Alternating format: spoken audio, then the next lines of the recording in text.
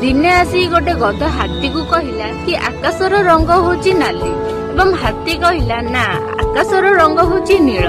एक कथा को नहीं कि से दी जन बहुत झगड़ा लगिले।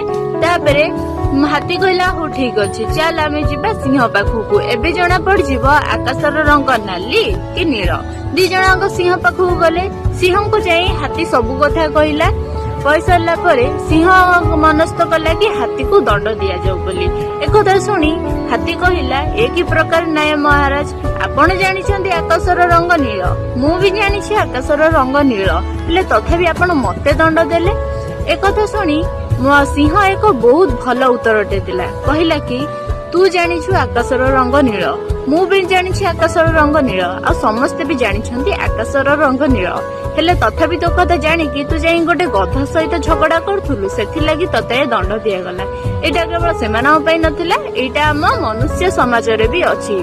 जेमिति किछि लोक अछंती जो माने गधा भଳି किछि लोकंक सह जाई कि झगड़ा करछंती एवं निज समय नष्ट करूछंती।